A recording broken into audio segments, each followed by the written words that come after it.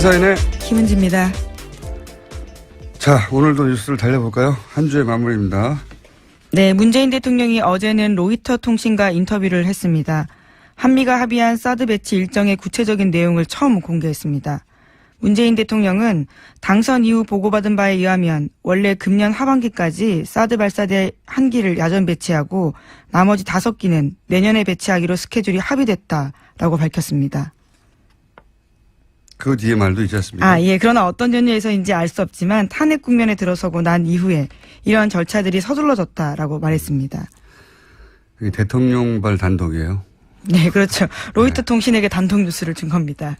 이게 굉장히 중요한 메시지인 것이 한미 동맹의 가장 중요한 매개체가 된다고 오랫동안 지난 정부에서 얘기해왔던 이 사드 배치 관련해서 대통령조차 어떻게 된 건지 모른다는 거죠. 예. 말이 안 되는 거죠.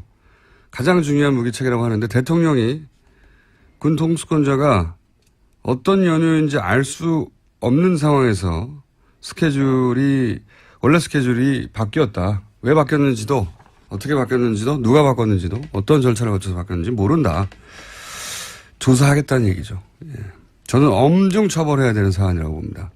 아무런 기록도 남기지 않았다는 얘기고요. 예. 그래 놓고 뭐 한미 동맹이 중요하다는 얘기 백날 하면 무슨 소용입니까? 대통령도 모르는 사안인데. 자, 그런 단독이 하나 나왔고요. 다음 뉴스는요? 네, 또 연이어서 어제 로이터 통신과 인터뷰에서 눈길을 끄는 부분이 있습니다. 중국의 역할론도 강조했습니다. 문재인 대통령은 중국의 도움 없이는 대북 제재가 성과를 거둘 수 없다면서 북핵 프로그램 통제에서 중국이 더 큰 역할을 해야 한다고 기대한다고 밝혔습니다. 또 다음 달 열리는 G20 정상회의 때 시진핑 중국 국가주석을 만나서 사드 배치 이후에 중국이 취한 보복 조치를 철회하도록 요청하겠다고 말했습니다. 최근 중국에서 어젠가요? 그저께인가요? 네. 최근 이제 한미 간 오간 보도 내용 관련해서 환영 메시지가 나오기도 했죠. 유화적인 제스처를 좀 취하겠다는, 우리가 좀 취할 테니 당신들도 좀 취해라, 뭐 이런 얘기겠죠. 네. 어제, 요즘 외신과 계속 인터뷰 중이네요. 예. 네, 한미 정상회담 앞두고 외신을 연차 인터뷰하고 있는 중입니다. 문재인 대통령이요. 다음 뉴스는요? 어제 강경화 외교부 장관은 렉스 틸러슨 미 국무장관과 처음 통화했습니다. 틸러슨 장관은 사드 부지 환경 영향 평가 등 국내법적 절차에 대해서 한국 내 민주적 절차를 존중한다라고 밝혔습니다. 강 장관이 사드 배치 결정 과정에 대한 문재인 정부의 재검토 작업을 설명하고 이해를 구하는 데서 나온 대답이었습니다. 이게 이제 문재인 특보가 한국이 이 절차를 밟아야 한다고 했더니 그 자리에 있던 마이클 그린 계속 며칠째 나오고 있습니다. 예, 그러니 빨리 해야 된다. 특례 만들어서 신속하게 해야 된다. 이런 걸 토대로 뭐 한미 동맹이 위태롭다는 호들갑을 떨었잖아요. 예. 그런데 이제 국무장관이 존중한다고, 예. 미 국무장관이 한미 동맹을 깨고 있는 거죠. 그 호들갑을 떨던 시각에서 보자면. 예. 말이 안 되는 거였는데 제가 3일째 이 얘기를 하지 않을 수가 없네요. 이 마이클 그린이 소속된 싱크탱크 소속된 사람들 발로 우리 워싱턴 주재 기자들이 인터뷰해서 멘트를 굉장히 많이 땁니다. 근데 CSIS 같은 경우는 이제 가장 유명한 곳인데 여기 가장 큰 돈줄이 일본의 사사가와 재단이에요. 우리나라에서는 안 유명한데 이 싱크탱크 사이에서는 굉장히 유명하죠. 돈 많이 되는 걸로. 사사가와 재단은 사사가와라는 정치인이 극우 파시스트예요. 예. 자기가 실제 그렇게 얘기했어요. 내가 세계에서 제일 돈 많은 파시스트라고. 네. 예, 무솔리니 추종하고. 예. 거기서 돈을 댑니다. 이 싱크탱크가. 싱크탱크가 무슨 고고한 학술단체가 아니에요. 이제 지적 용병이라고 할까요? 예. 지적 용병이 된 지 오래입니다. 괜히 워싱턴 이런 싱크탱크가 친일본 성향을 띈 게 아니고, 그리고 이 싱크탱크 워싱턴 정가에 또 영향을 일정 정도 준단 말이죠. 그래서 괜히 방금 전에 나왔던 이 틸러슨이 일본 방문해서 일본이 미국에게 가장 중요한 동맹이다 말을 한 게 아니죠. 그러면서 곁가지로 한국은 그 파트너 중에 하나란 말. 괜히 나온 말이 아니에요. 예. 우리나라에서 우리 보수가 우리끼리 그냥 우리나라에 앉아서 한미동맹 가장 중요하다. 이런 말 하고 있는 건 정말 웃긴 얘기입니다, 사실.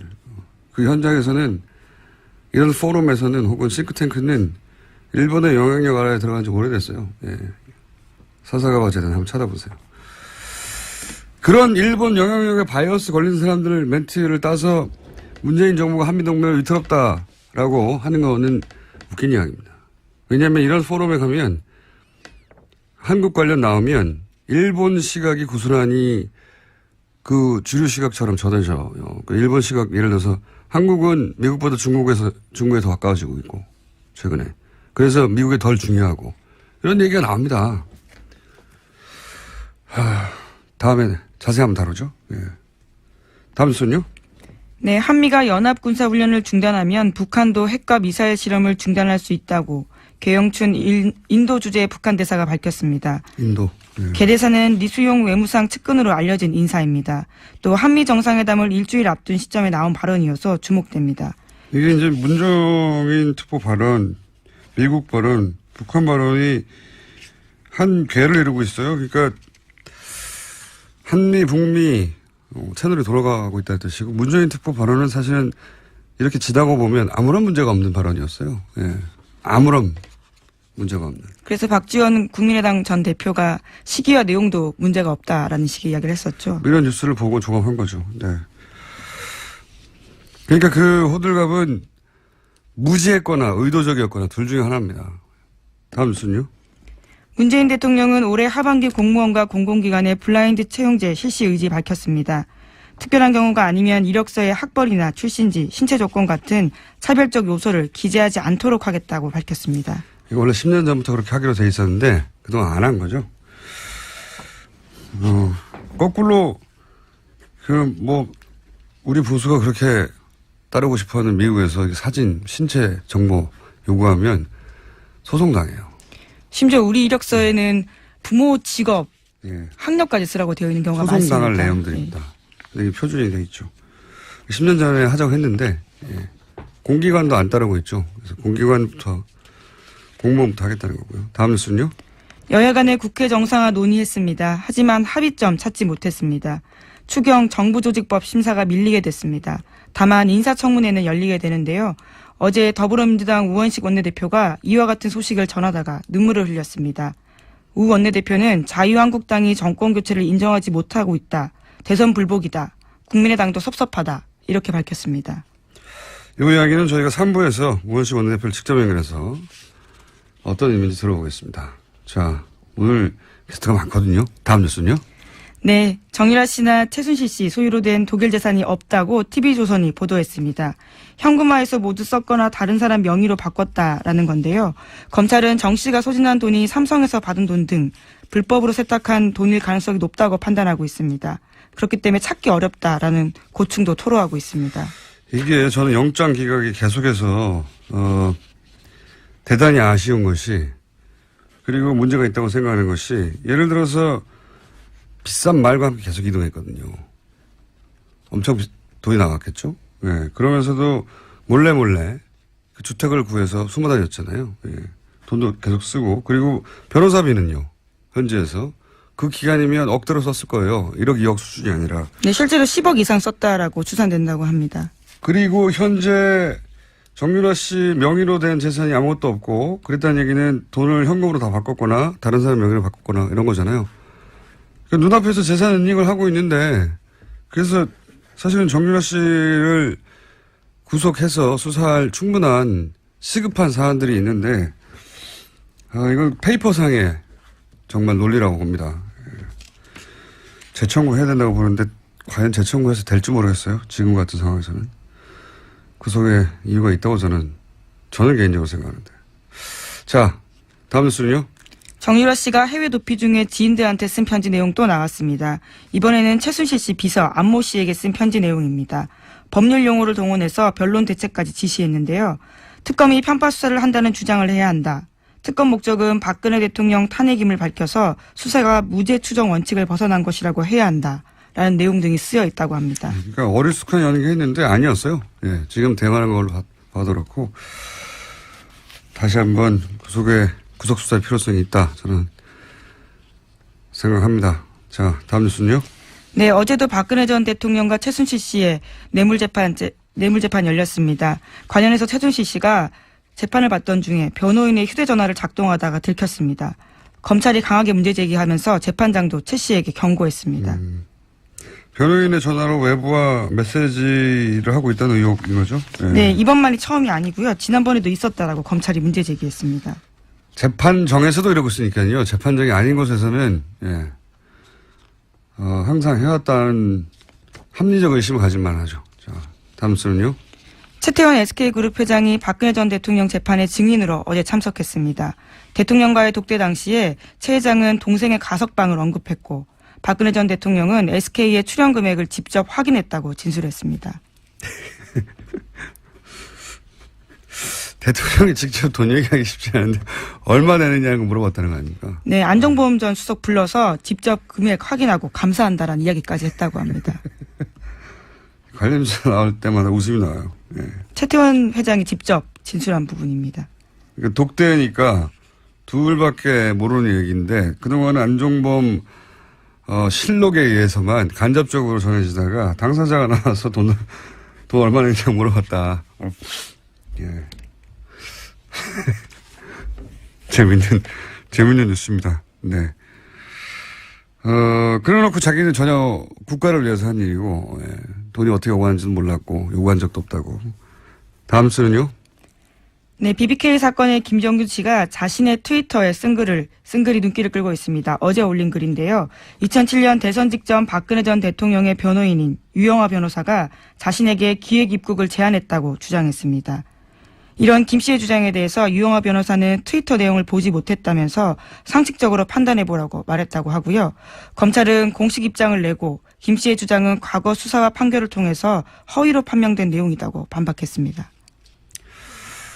이게 무슨 진실 공방처럼 보도가 됐는데 새로운 게 아니에요. 이미 진작에 이혜원 의원이 마침 그러고 보니까 이혜원 의원 인터뷰도 하네요. 당대표 후보로. 주장해 왔던 거예요. 예. 당사자가 김경준 씨가 자기를 보러 온 사람이 누구라고 말한 거 아닙니까? 당사자가. 그렇죠. 2007년 당시에. 예. 이혜원 의원도 진작부터 주장을 했었고요.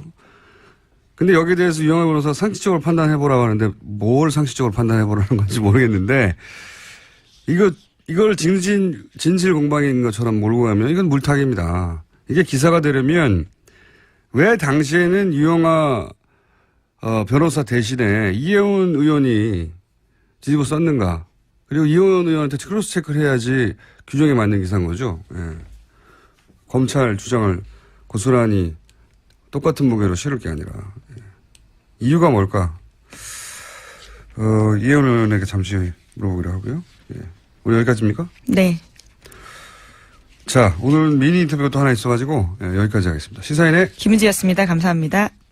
저희가 미니 인터뷰를 짧게 잡았는데 전국 판사들이 대법원장 사퇴를 요구했는데 이게 30년 만의 일이라고 합니다. 어떻게 된 일인지 이정열 전 부장판사 잠시 연결해 보겠습니다. 안녕하세요, 판사님. 네, 안녕하세요. 네, 요즘 자주 연결합니다. 네, 네, 그렇습니다. 이게 이제 아주 긴 사연인데 오늘은 간단하게 무슨 일인지만 짚어보겠습니다. 제가 아는 요약본을 말씀드리면 국제인권법연구회가 있는데 다소 진보적인 의제를 다루는 연구하는 곳인데 공부하는 곳인데 양승태 대법원장 하에서 이 연구회 활동을 제약하려는 의혹이 있었고 네. 그런데 알고 보니까 관련해서 블랙리스트가 있다는 의혹도 동시에 또 제기가 됐습니다. 후에. 그래서 법관들이 모여서. 둘 다 의혹이 아니고요. 예. 둘 다 사실일 거예요. 네. 네. 사실이라고 생각하시는 것이고 사실이라고 볼 만한 정황도 여러 가지 있었죠. 그래서 이제 법관들이 모여서 의결을 했어요. 그렇죠? 그리고 이제 게시판도 열렸습니다. 익명 게시판이. 거기서 이런 요구들이 나온 거죠. 대법원장 왜 아무런 얘기가 없냐. 우리가 모여가지고 이 문제를 제기했는데 블랙리스트 관련해서 대법원장 반응이 없다. 사퇴하라. 이렇게 된 거죠. 네, 그렇죠. 이게 요약본인 거죠. 예, 예. 주로 어떤 이유로 그 판사들이 사퇴하라는 내용을 여기다가 이 게시판에, 익명 게시판에 계속 올리고 있습니까? 일단 최초 두 가지 이유가 있는데 하나는 이 처음에 조사가 있었잖아요. 예. 네, 진상조사 보고서가 제출이 됐는데 블랙리스트에 아무 얘기가 관한. 없었던 거예요. 블랙리스트도 그렇고 국제인권법 연구에 관련해서도 네. 그렇고요. 거기에서 이제 일부 문제가 있다고 얘기를 했었어요. 예. 그러면은 전혀 문제가 없었다 그러면 뭐 사실 아무 상관이 없는데 일부 문제가 있었다고 하면 어느 정도는 대법원장이 얘기를 해줘야 되는데 아무 얘기를 안 했어요. 그리고 그다음 문제가 있었으면 징계위원회를 열었어야 되는데 징계위원회를 연 게 아니라 공직자윤리위원회라는 걸 열어가지고 약간 좀 무마하려고 하는 시도가 아니냐라는 그런 의문이 제기된 데다가 이 공직자윤리위원회 위원장이 또 사퇴를 해버리면서 결국은 지금 공전 상태거든요. 아무것도 안 이루어지고 있는 거예요. 이게 이제 하나의 이유고 예. 또 하나는 이 아까 말씀하신 익명 게시판이 열린 다음에 초기에 올라온 글이 그 익명 게시판이 열리게 된 취지는 이게 원래는 실명제인데 실명으로 하면 대법원이나 법원행정처 쪽에 비판적인 의견을 제대로 못 실을 것 아니냐. 그래서 익명으로 하자 해서 열어놨던 거를 오히려 이렇게 거꾸로 돼가지고 이 전국 법관대표회의를 비판하는 내용이 올라온 거예요. 아하. 그러니까 판사들이 보기에는 이거는 이 대표성에 흠집을 내려고 하는 행정처 쪽의 음모가 아니냐. 그러니까 오히려 역풍이 불어버린 거죠. 아하. 익명 게시판을 열어서 이런 전국 법관 대표 회의에서 의결됐던 내용이나 이런 내용에 대해서 비판하는 내용이 올라오자 거꾸로 이제 법관들이 화가 나서 네. 이 익명 게시판을 열었던 이유가 결국은 이 판사들의 요구를 이런 식으로 뒤에서 비판하려고 했던 거냐라고 거꾸로 물러가라 이런 얘기가 된 거군요. 네. 예, 그리고 게다가 또 하나 있는 게 지금 사실 이게 이야기하기 조심스러운 건데 익명 게시판이기도 하고 내부 게시판이잖아요. 네. 그러니까 외부에서는 사실 알 수가 없는 건데 법관 아니면 이게 거의 이게 거의 실시간으로 지금 보도가 되고 있거든요. 누군가가 전달한다는 얘기네요. 네. 예, 그리고 게다가 지금 요새 올라오는 글들이 뭐 저는 언론 보도를 보고 알긴 했는데 이게 너무 수준이 낮다는 거예요. 그래서 이게 정말 이거 법관이 쓰고 있는 게 맞냐. 그러니까 오히려 이게 정말 아니 뭐 법관들도 게시판에 가면 네티즌이죠. 뭐 그렇긴 한데 이게 법관 수준의 글이 아니라는 거예요. 그래서 오히려 일부 법관들의 아이디가 도용당하고 있는 건 아니냐. 뭐 그런 얘기까지 하고 있더라고요. 네, 그 정도다. 네. 네. 그래서 대법원장 물러가라는 얘기가 나왔다. 이 사안은 저희가 따로 한번 왜냐하면 지금 현재 막 벌어진 일이고 진행 중인 일이라 오늘 여기까지만 할 텐데요. 마지막으로 한 가지만 더 여쭤보자면 어떤 일이 벌어졌는가 하는 정도만 지금 체크하는 건데 네. 어차피 임기가 석 달밖에 안 남았는데 대법원장이 굳이 퇴진을 요구하는 이유는 뭔가요? 간단하게 정리해 주십시오. 판사들 성향이죠. 판사들은 법률가거든요. 법률가 중에 법률가이기 때문에 임기가 하루가 남아도 아닌 건 아닌 거예요. 무슨 말씀인지 알겠습니다. 오늘 여기까지 듣겠습니다. 감사합니다. 네, 고맙습니다. 지금까지 이정열 전 부장판사였습니다.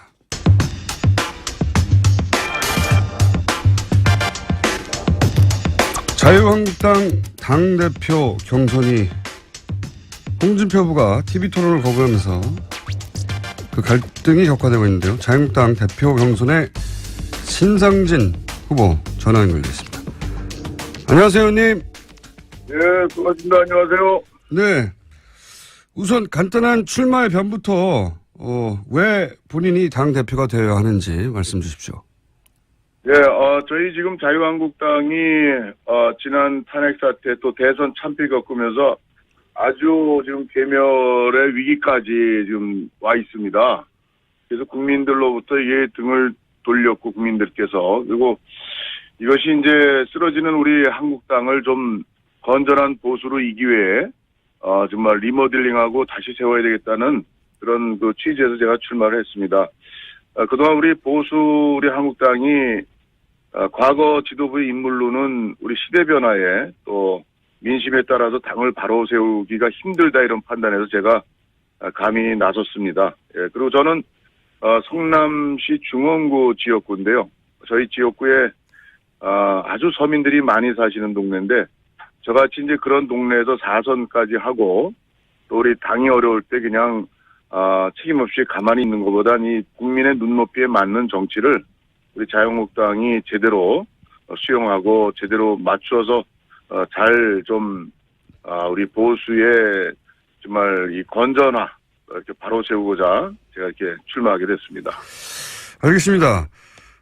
사선이시긴 한데, 이제 대선 후보였던 홍준표 전 지사나 당 지도부를 역임했던 원유철 의원에 비해서 이제 상대적으로 지명도가 낮은 건 사실인데요. 먼저, 지명도가 훨씬 높은 홍준표 후보는 왜 대표가 되면 안 되는 겁니까? 그분은 어떻게 보면 지난 2011년도에도 당대표를 하다가, 네. 7개월 만에 이제 하차를 했습니다. 당시에 그 디도스 사건 처리 네네. 과정에 이제 당 지도부 또 최고위원들하고 뜻이 안 맞아서 최고위원들이 물러나면서 당 지도부가 이제 와해가 됐죠. 네. 이제 그것이 어떻게 보면 이제 지도력의 한계라는 하나의 그 실천 과정에서 보여줬던 모습이라고 볼 수 있고 또 지금, 우리 국민들이 원하는 거는 계파가 좀 보수당이 계파 갈등으로 맨날 싸워서 여기까지 왔는데 좀 그런 계파 갈등 어떤 사익을 추구하는 그런 식의 당권 투쟁 같은 게 좀 없어야 되겠고 또 지금 이제 우리 국민들이 좀 이 품격 있는 좀 그런 정치를 원합니다. 근데 우리 홍준표 후보 같은 이제 그런 면에서 좀 국민의 기대에 좀 못 미치는 부분이 많이 있고 그래서 저 같은 경우는 이제 사실 인지도 면에서는 약하지만 인지도가 오히려 없는 것이 없다기보다 좀 낮은 것이 저는 오히려 이제 참신한 정치, 또 저 같은 경우는 13년 정치하면서 어느 계파에 속하거나 줄서거나 이런 적이 없습니다. 그래서 저는 계파 갈등을 옆에서 수없이 잘못된 걸 봐왔기 때문에 또 원유철 후보도 훌륭하긴 하지만 또 원내 대표로서 지난 자유한국당이 아주 참패한 그 또 눈꼴 사나운 모습을 보여줬던 지난 총선이요. 총선 과정에 그때 원내대표였었죠. 그런 그 책임 있는 당이 여기까지 오는데 책임을 좀 져야 될 지도부의 인물들이 다시 이렇게 출마하는 것을 보고서 제가 인지도는 낮지만 사실은 인지도 낮은 것이 오히려 국민께서 당원이 볼 때는 좀 새롭게 일할 수 있는 그런 희망의 어떤 그런 새 인물이라고 생각해서 제가 가능성이 있다고 보고 그래서 저는 당을 개혁하기 위해서 좀 과감한 판단을 좀 했습니다. 제가 물론 뭐 그때 비밀투표였긴 합니다만 네. 대충 추정하기로는 언론에서 탄핵에는 찬성하신 것으로 알려졌는데 이해하시는 거 보니까 맞군요. 근데 탈당은 또 안 하셨어요? 그죠? 저는 근데 그 탄핵이 사실은 절차상이나 저는 좀 문제가 있었다고 생각을 합니다. 이게 어떤 죄목이나 이런 탄핵 사유가 사실 언론에서 많이 언급이 됐지만 그것이 사실은 이제 그 어느 정도가 진실이고 어느 정도가 사실이 아닌지에 대한 명백한 특검에서 그것이 조사가 충분히 조사 들어가기도 전이었죠. 12월 9일이. 그래서 저는 탄핵 자체의 절차상의 문제를 느꼈음에도 불구하고 이것이 당시의 그 사태가 대단히 그 국정이 나라가 아주 대단히 혼란과 위기를 거듭하고 또 박근혜 전 대통령이 당시에 4월 하야설 그리고 또 조기 대선 언급을 당내 지도부에게 공개적으로 한 건 아닙니다만은 그렇게 해서 우리가 당론을까지 했는데 사실은 그렇게까지 사태가 이좀 차분히 이게 전개되는 상황이 아니고 오히려 국가가 더 굉장히 혼란과 위기를 거듭할 수 있는 이런 상황이기 때문에 오히려 헌법재판소의 오히려 판결을 정확히 받아보는 그런 절차가 오히려 더 필요하겠다 싶어서 좀 그런 탄핵에 찬성은 안 했지만 정치적 그런 그 결정을 한 바가 있습니다. 그러시군요.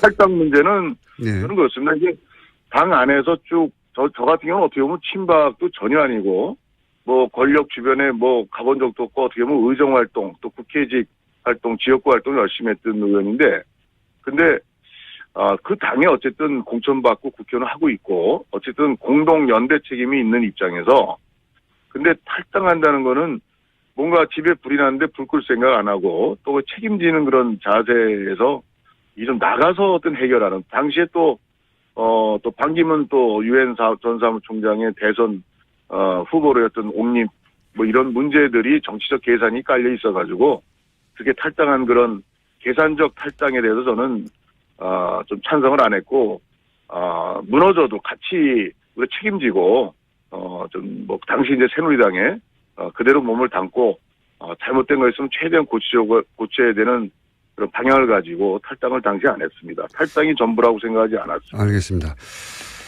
자, 그러면 이 질문을 좀 드려봐야 되겠습니다. 자유한국당이 문재인 정부 출범 이후에 박수 쳐준 대목이 아무것도 없다는 이미지인데요.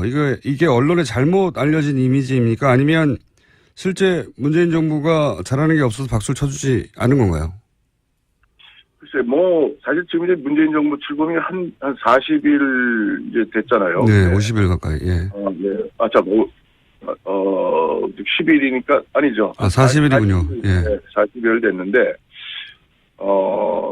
사실 바로 이제 인사 문제가 있지 않습니까? 네네. 이건 어떻게 보면, 박수를 치고 싶어도 칠 틈이 없었던 것 같아요. 알겠습니다. 바로 이제 총리 임명 문제서부터 해서, 그 인사 문제가 이제 또 이슈가 되고, 이게 참 어떻게 보면, 과거에는 새 정권 들어서면 서로 그냥 대선 때 싸우고 온갖 걸 했어도 그래도 몇 달은 조금 가는데, 네. 이렇게 이제 새 정부가 일단 어쨌든 선출이 됐으면, 일할 수 있는 좀 그런 힘은 얻어야 될 거 아니에요? 잘못됐든 잘했든. 근데 네.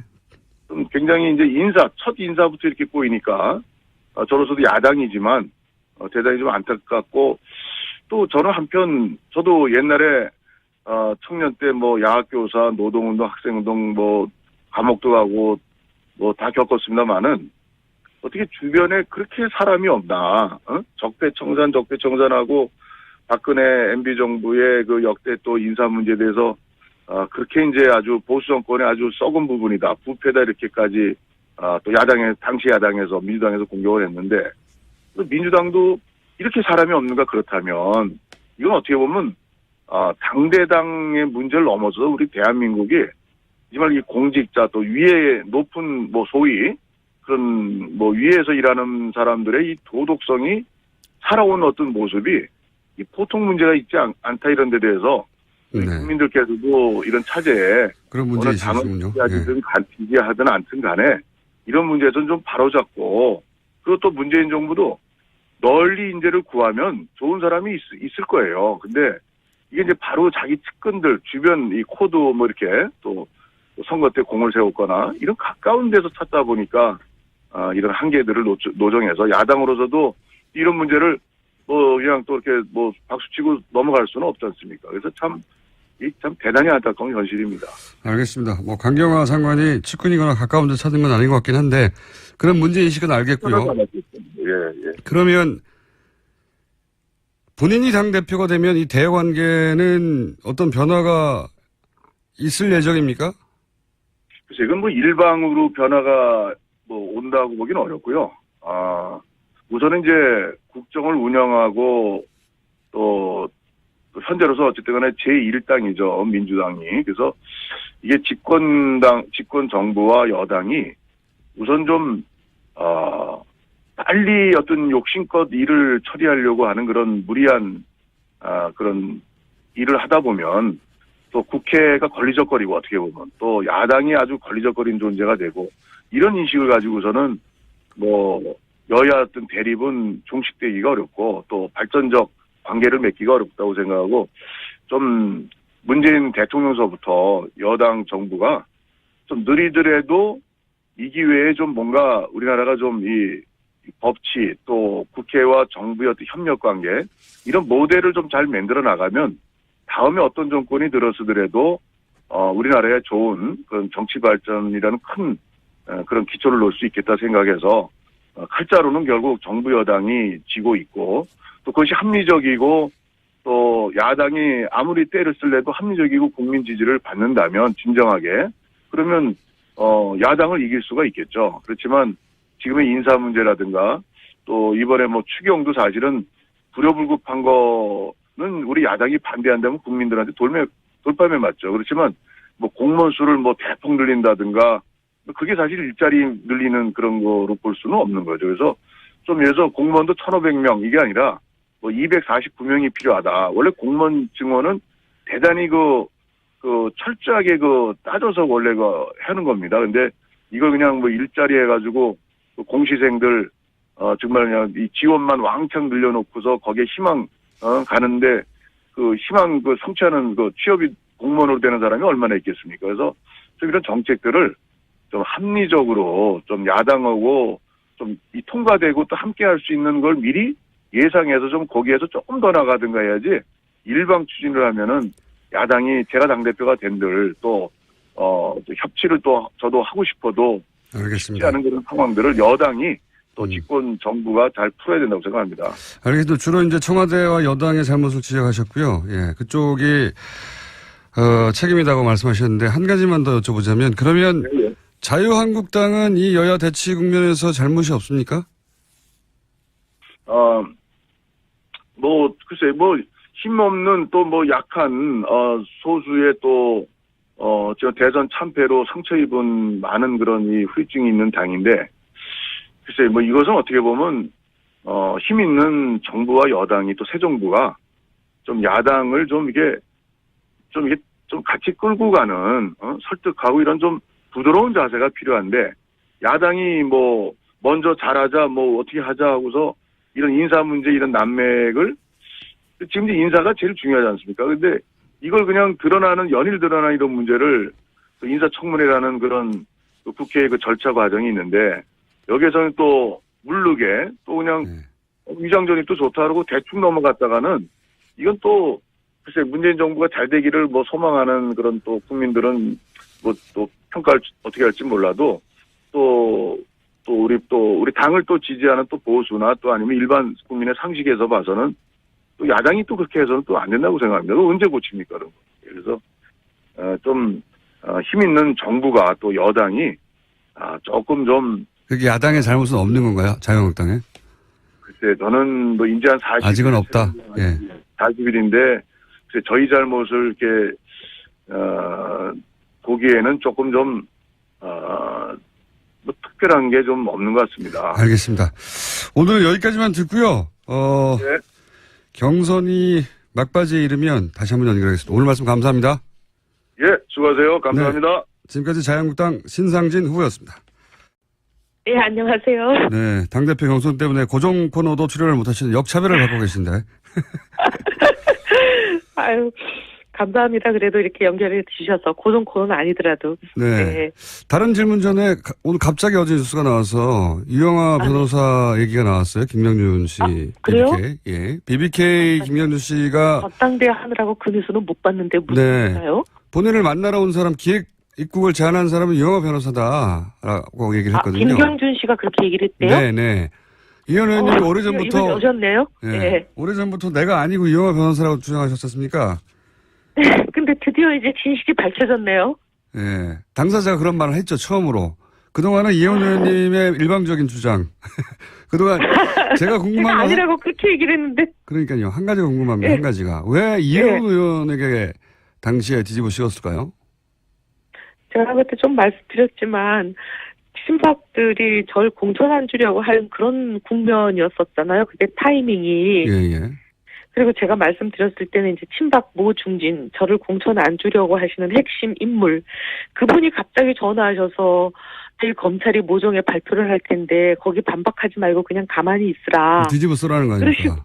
그리고 그 다음날 검찰이 발표한 게 감옥에 김경준을 김경준을 이혜훈이 접촉했다. 예. 나는 그런 발표를 했었거든요. 제가 아니라고 나는 접촉한 적도 없고 나는 감옥에 간 적도 없고 난 미국에 간 적도 없고 나는 만날 수도 없고 김경준을 변호사도 아니기 때문에 알겠습니다. 아무리 아니라고 하더라도 그때 그게 안 먹혔잖아요. 네. 당사자가 이제 오늘 드디어 이혜원 의원님 말씀처럼 본인을 만나러 온 사람이 유영아 변호사라고 얘기를 했어요. 네. 이 얘기는 참 기가 막히네요. 네, 당대표가 대심에 출연하셔서 다시 한번 얘기하게 하고요. 네. 아유, 정말 이제 속 시원합니다.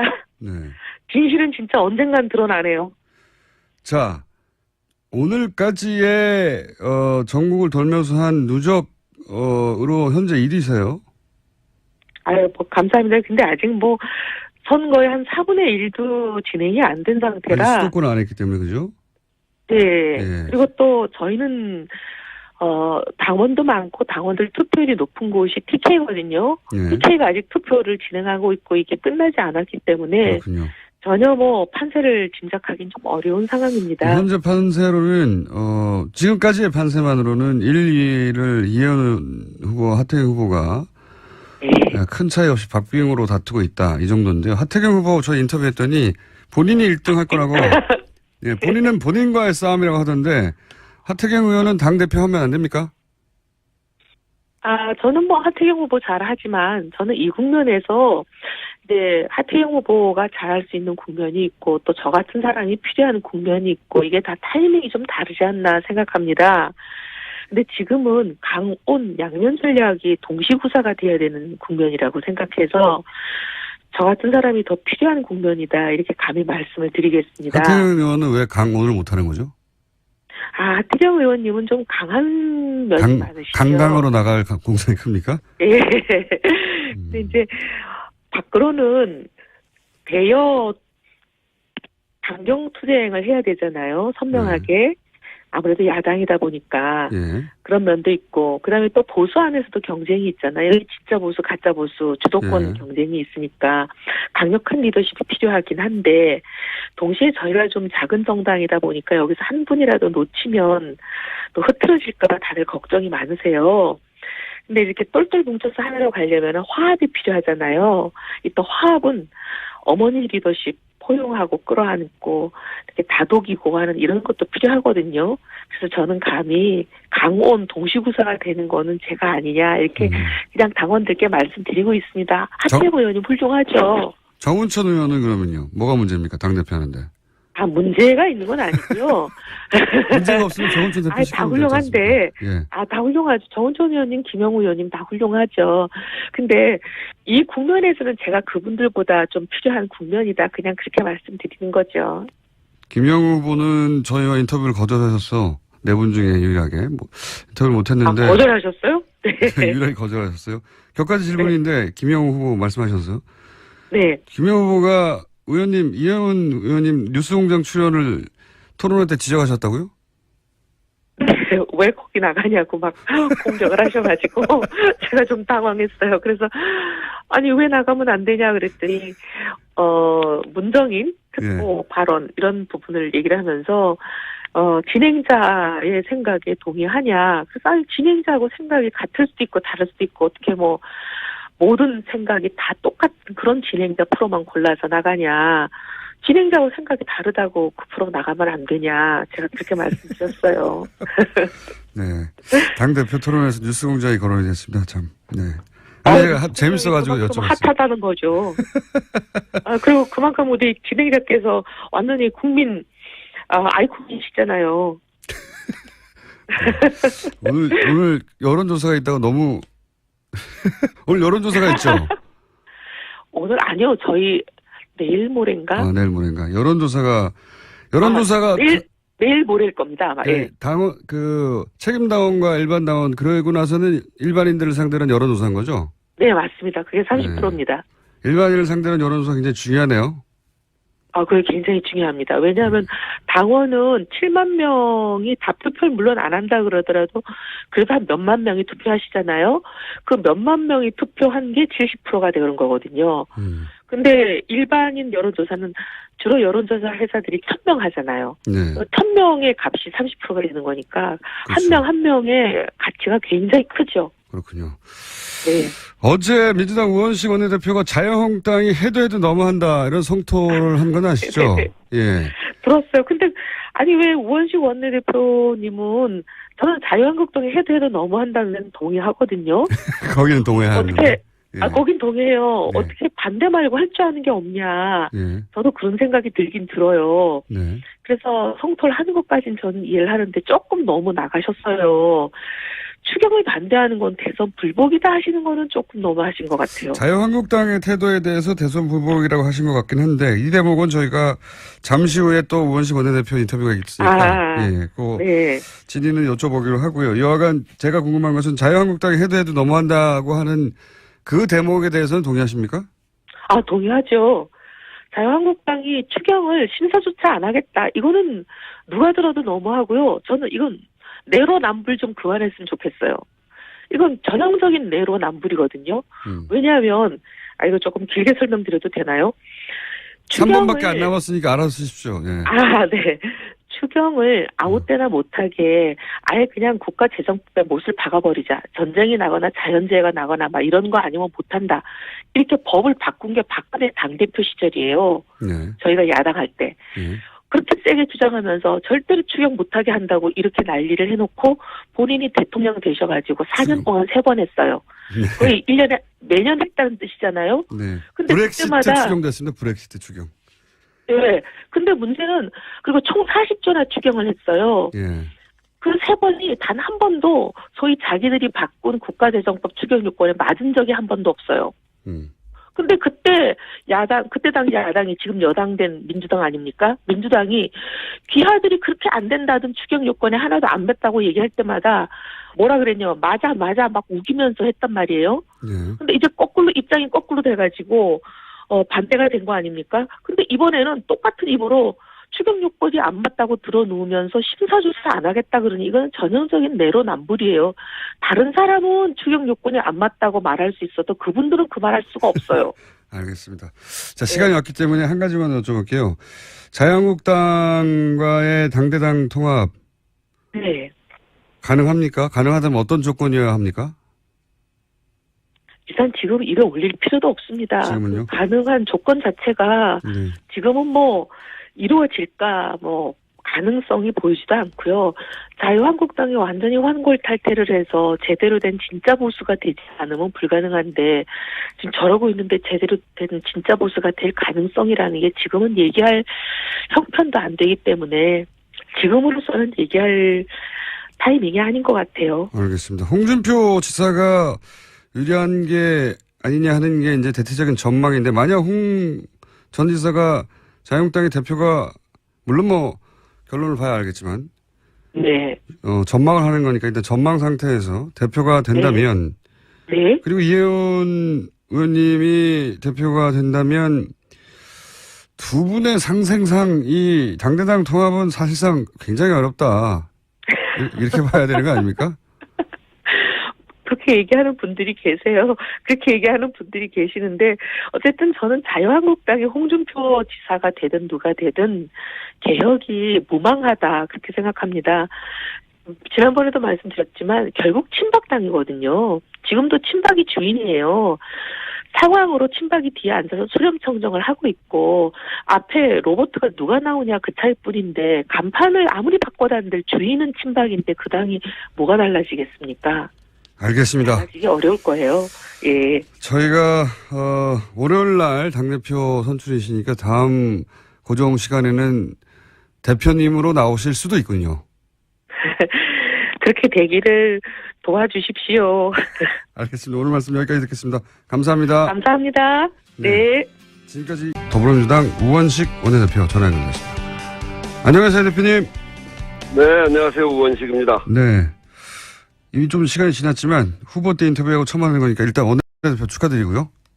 예. 네. 저 눈물을 보였다는데 눈물까지는 아니고요. 네. 좀 울컥한 겁니다. 예, 저도 영상으로 봤는데 눈물이라고 하기에는 그렇고 울컥하셨죠. 예. 네. 우선 어떤 내용이 결렬이 된 것이고 결렬이 된 이유는 뭔가요? 그 추경 문제인데요. 추가경정 예산 그 일자리 추경이죠. 그것에 관해서 자유한국당이 심의를 안 한다고 그래서 지금 이제 수차례 제가 여당 원내대표로 그 야당 원내대표의 방도 찾아가고 전화도 하고 한 달 동안 설득도 하고 설명도 하고 그래서 이제는 이제 국민의당과 바른당은 이제 심의에 들어가는데 이제 긍정적으로 이렇게 좀 바뀌어 있거든요. 예. 그래서 그 합의를 시도했던 건데 그 자유한국당은 이제 반대를 하고 있어서 심의까지는 아니고 그러면 국회에서 논의는 계속하자 이런 조항을 넣으려고 했는데 그 논의하는 것까지 자유한국당이 반대를 했죠. 그래서 합의에 이르지 못한 겁니다. 추경을 최소한 논의는 하자라고 했는데 네. 그것도 반대해서 안 됐다. 그렇군요. 그런데 이제 그 자리 직후에 네. 자유한국당이 이것은 정권 교체 자체를 인정하지 않는 거다라고 말씀하셨는데 이게 어떤 의미입니까? 그러니까 이번 일자리 추경이라고 하는 건 어떤 의미가 있냐면요. 지난 겨울에 국정농단 사태로 국민들이 촛불을 들고 광화문으로 나가고 전국에서 들고 일어나지 않았습니까? 네. 그 국정농단 사태 촛불을 든 가장 기저에는 국민들의 삶입니다. 너무나 살기 어렵고 천만 비정규직 600만 자영업자들이 정말 심각하게 고통을 받고 우리 청년들이 일자리가 없어서 미래의 희망을 꿈꾸지 못하는 그런 정말 도탄에 빠진 국민들의 삶이 그런 속에서 국정농단이 일으키니까 분노해서 일어난 거거든요. 그리고 새로운 대통령이 뽑히지 않았습니까? 그 새로운 대통령은 바로 그 문제, 국민들의 삶의 문제를 개선하겠다고 민생과 일자리를 만들기 위한 그 일로 첫 번째 사업을 이 추경으로 내놓은 겁니다. 그리고 대통령은 본인을 일자리 대통령이라고 이렇게 규정하고 있고요. 1호 공약으로 그 일자리를 만드는 것을 내놓았고 이게 이 정권의 출발이거든요. 그런데 그거를 못하게 하는 것은 문재인 정권은 인정하지 않겠다. 문재인 정권을 출발시키지 못하게 하겠다. 이런 것이죠. 그래서 이거는 지난 국정농단 사태를 통해서 드러난 국민들의 민심, 정권 교체의 열망, 그리고 지금 이렇게 정권 교체가 된 것, 이런 전체를 부정하고 막아보겠다. 이런 것에 전 다름 아니다. 이렇게 생각을 합니다. 말씀은 잘 알겠는데 근데 울컥하신 이유는 뭡니까? 하나는 제가 4년 동안 을지로위원장을 하지 않았습니까? 네네. 을지로위원장은 정말 그 고통받는 을들, 말씀드렸던 비정규직, 자영업, 또 실업, 이렇게 해서 억울한 일 당한 사람들, 그분들을 찾아다니는 일이었는데, 그때 본 현장은 이게 정말 나라냐라고 할 만큼 이 국가가 제대로 역할을 못하고 아주 어려운 도탄에 빠져 있는 것이었습니다. 이 문제를 해결하는데 저는 그래서 바로 문재인 대통령께서 내놓은 일자리 추경이 매우 중요하고 그 시작이다 이렇게 생각하고 있는데 이거를 끝까지 막는 것도 너무나 안타까웠고 저희 그 여당 원내대표로서 정말 한 달이 넘는 기간 동안 그분들 찾아다니면서 입에 침이 마르도록 그 전화를 드렸고 그 문지방 그 야당 원내대표실 문지방에 닳도록 다니고 그리고 설득하고 또 때로는 저녁 때 술도 같이 한잔하면서 그 많은 얘기한 것을 결국은 거절당하니까 너무 화도 나고 그렇게 해서 어제 결국은 안 되니까 감정이 좀 이렇게 격해져서 그랬습니다. 설득하는 자세가 부족했다라고 야당은 말하는데 그게 아니라는 말씀입니까? 그거 더 어떻게 해야 되는지. 전에 여당이었던 분들은 저희 야당한테 그렇게 설득해 본 적 있습니까? 이게 사실은 저희가 여소야대이기도 하고 또 4당 교섭단체 체제이기 때문에 억울한 건 매우 어렵다는 건 제가 잘 압니다. 그 어려움을 넘어서 보려고 한 달을 저도 거의 잠도 설쳐가면서 아침부터 밤까지 전화드리고 찾아다니고 한 거를 너무나 잘 알지 않습니까? 그런데 어떻게 설득하는 게 부족했다고 그런 얘기를 할 수 있어요. 민주당 야당 시절에도 이 전신인 새누리당을 저지하고 괴롭히고 했지 않습니까? 그때랑 뭐가 다른 거죠?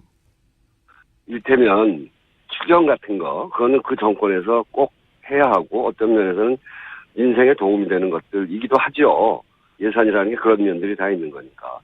박근혜 정권이 처음 들어서서 그 박근혜 정권 때 3번의 추경이 있었는데 저희들이 3번의 추경을 다 도왔습니다. 특히 첫 번째 추경은 그 정권의 성격과 다 있는 건데 제출한 지 5일 만에 상정해서 19일 만에 통과시켰습니다.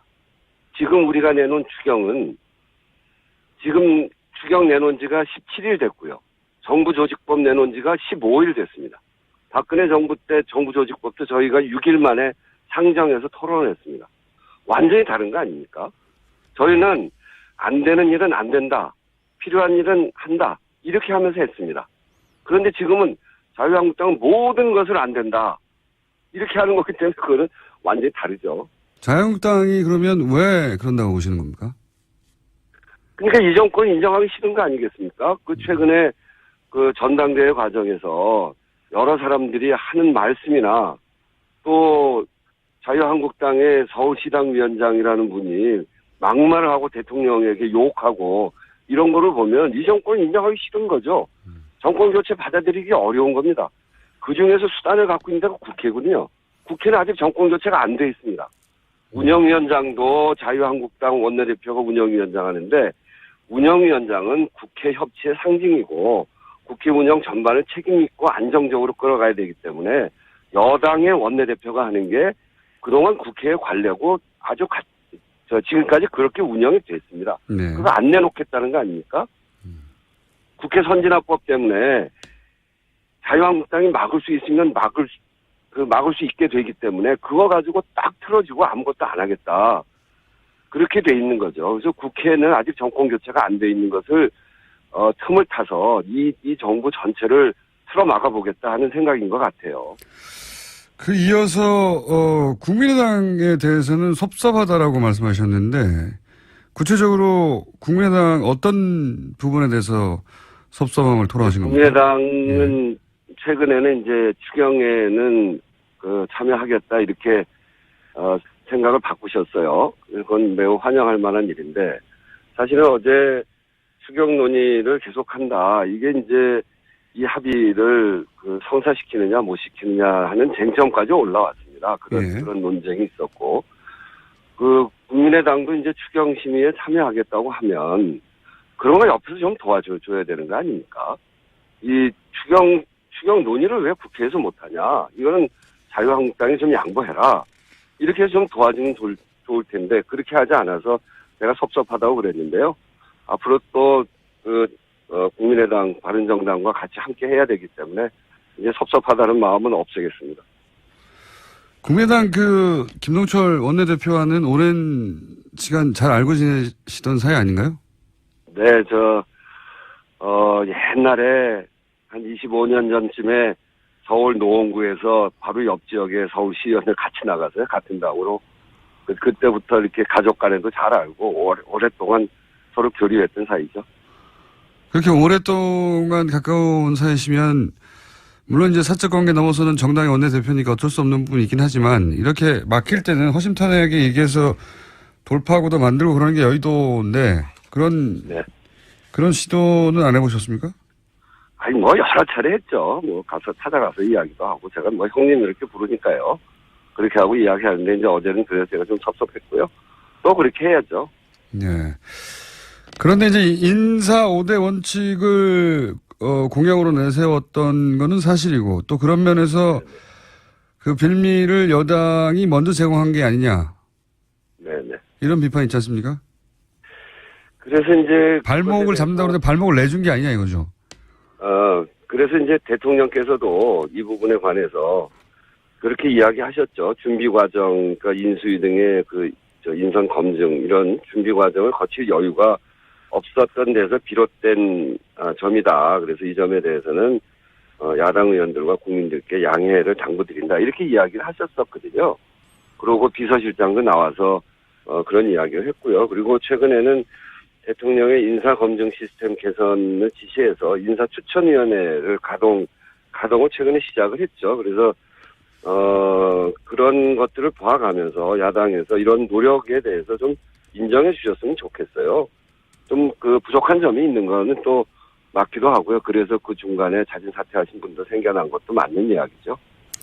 이 운영위원회를 이제 좀 전에 말씀하셨듯이 운영위원장을 네. 자유한국당이 지고 있기 때문에 자유한국당이 운영위를 소집하기도 하고 말씀하셨다시피 그동안은 관례적으로 여당이 해야 하는데 만약에 자유한국당이 이 운영위원장을 내놓지 않으면 강제로 가져올 방법은 없는 거 아닙니까? 네, 강제로 가져올 방법은 없습니다. 그러면 계속해서 자유한국당이 운영위원장을 하는 겁니까? 앞으로 1년 더 남았거든요. 예. 1년 동안 운영위원장을 하는 건데, 이 부분은 자유한국당에서도 좀, 국민 여론도 생각하고 또 원만한 국회 운영을 위해서 그동안 국회가 그런 관례를 쌓아왔고 또 국회가 생긴 이래로 다 이 운영위원장은 집권 여당에서 한다는 건 너무나 잘 알고 계시기 때문에 이런 부분에 대해서는 조금 더 상식적으로 그렇게 생각해 주셨으면 좋겠어요. 정권 교체를 인정하지 무조건 않는다. 달라는 것도 아니고 거기에 상응하는 다른 위원회 이런 걸 또 저희들이 돌려드릴 생각이 있으니까요. 정권 교체를 인정하지 않는다는 것도 그런 뭐 요런 사안을 보고도 말씀하시는 거군요. 네. 네, 그렇습니다. 예, 정권 교체가 되면 한 뭐 늦어도 한두 달 이내에 운영위원장이 넘어갔었죠. 네. 그렇죠. 지금까지 한 번도 그러지 않았던 적이 없습니다. 단 2번 이제 정권이 바뀌어서 야당 원내대표가 한 적이 있는데요. 예. 그거는 정권 바뀌고 잠깐 남은 기간 2달, 3달. 그렇죠. 그건 예. 어차피 이제 끝나는 기간이니까 그 기간 동안 별로 할 일도 없고요. 그래서 그러고 넘어가서 이제 바뀌고 그랬는데 이번에 1년씩 남았기 때문에 사정이 완전히 다르거든요. 그러니까요. 앞으로 1년 정도는 과거에 여당이 해왔듯이 적어도 국회에서는 계속 하겠다는 의지인 것 같습니다. 자유한국당에서는. 네, 그런 것 같습니다. 자, 남은 후보들, 네. 남은 인사청문회도 만만치 않을 것 같은데요. 네. 민주당의 이 남은 후보들에 대한 청문회 전략은 있습니까? 저희는 기본적으로 국민의 민심에 반하는 그런 후보가 있다면 그 여당이 그 부분에 대해서도 뭐 전혀 눈 감아줄 생각은 없습니다. 근데 이제 다만 그럴듯한 의혹을 잔뜩 늘어놓고 봐라 이래서 문제가 많은 사람이다. 그리고 사퇴시켜라 이런 주장에는 기본적으로 동의하지 않습니다. 이를테면 김상곤 후보자처럼 처음부터 낙마시킬 목적으로 사상이 이상하다는지 대학에서 표절이 아니라고 판정했는데도 무조건 표절이 맞다고 한다는 등 뭐 이런 점들에 있어서는 저희들은 뭐 분명하게 대응을 해 나갈 것이고요. 청문 과정을 통해서 진실을 잘 살펴서 저희들도 판단해 나갈 생각입니다. 알겠습니다. 한 가지만 여쭤보겠습니다. 최근에 논란이 되고 있어서 안경환 전 내정자죠 이제는. 근데 이 판결문을 입수하는 과정에 대해서 논란이 많습니다. 네네. 이 해당 판결문 입수 과정에 대한 문제 제기가 여러 차례 있었는데 민주당이 이 문제를 앞으로 어떻게 다룰 예정인지요? 판결문이 2가지 버전이 있습니다. 하나는 이게 이제 이 민사 재판의 경우에 개인의 아주 상당히 중요한 프라이버시 문제가 있지 않습니까? 그래서 이 판결문이 나올 때는 이름을 가리고 또 개인 프라이버시, 또 개인 정보와 관련된 부분 지우고 나오는 것이 그게 맞는 건데 그것이 그대로 다 공개된 버전이 또 있어요. 네. 그래서 이 문제가 있다고 하는 것이고 그런 점들에 대해서 저희가 내부적으로는 여러 가지 형태로 지금 조사도 하고 있고 또 살펴보고 있다고 말씀드리겠습니다. 공식적인 문제 제기를 당 차원에서 할 수도 있습니까? 뭐 조사를 해서 예. 문제가 드러나면 그렇게 할 수 있죠. 오늘 말씀 여기까지 듣겠고요. 저희 스튜디오에 한번 나와주십시오. 오늘 말씀 감사합니다. 네, 그러겠습니다. 네, 지금까지 더불어민주당 우원식 원내대표였습니다. 박근혜 정부 때 법외 노조가 된 전국 교원 노동조합. 네. 오늘로 광화문 천안홍송 26일째입니다. 조창익 위원장님 스튜디오에 직접 모시고 사정 들어보겠습니다. 안녕하십니까? 네, 안녕하세요. 네. 반갑습니다. 저처럼 이렇게 수염이 나셨나요? 네, 비슷하게. 다만 저하고는 다르게 머리가 없으시네요. 자, 법의 노조가 굉장히 생소한 용어입니다. 법의 노조가 뭡니까? 말 그대로 법상 노동조합이 아니다 이런 뜻입니다. 네. 노조라고 자기들이 주장하는데 네. 법이 보호할 수 없다 이거죠? 네, 법 밖에 존재하고 있다 이런 말인데요. 네, 2013년 10월 24일에 고용노동부로부터 노동조합법이 있어요. 노조법에 의한 노동조합으로 보지 아니함 통보라고 하는 공문 현장 저희들에게 전달이 됐습니다. 근데 이제 이게 참 이미 네. 결성된 지도 80년대고 합법화된 지도 오래됐었는데 박근혜 정부 들어와서 법의 노조가 돼버렸어요. 그죠? 네. 법의 노조가 되면 전국 교원 노조. 교직원 노동조합. 교직원. 네, 정확하게 교직원이군요. 네네. 전국 교직원 노동조합이 어떤 피해를 입게 되는 겁니까? 구체적으로? 참으로 회복할 수 없는 피해를 입고 있습니다. 이제 고용노동부의 법인노조 통보도 부당하지만은 네. 교육부가 소위 4대 후속 조치라고 하는 걸 합니다. 사무실 그동안에 지원을 했었는데 방 빼라 하는 네. 것도 있고 전임자 그동안에 인정했는데 취소하겠다 이런 것도 있고 또 단체 협약이 그동안에 유지가 됐었는데 그 효력을 상실하죠. 단결, 단체 교섭, 네네. 단체 행동 이런 거 다 안 되는 거군요. 네네. 정부위원회에 이제 그동안 여러 명이 파견되었는데 그것도 배제가 되고. 이미 단체가 네. 되는 거군요, 그냥. 네, 그렇죠. 네. 법 밖으로 뭐 밀려서 지금 회복할 수 없는 피해 중에 하나는 무엇보다도 징계의 그 해고의 그 위협에 그 놓여 있는 교사들이 많고 실제로 작년 2016년에 34명이 해고가 됐고 올해도 16명의 전임 요구자가 있는데 지금 그 해고와 징계 위협 앞에 지금 놓여 있는 상황입니다. 그렇군요.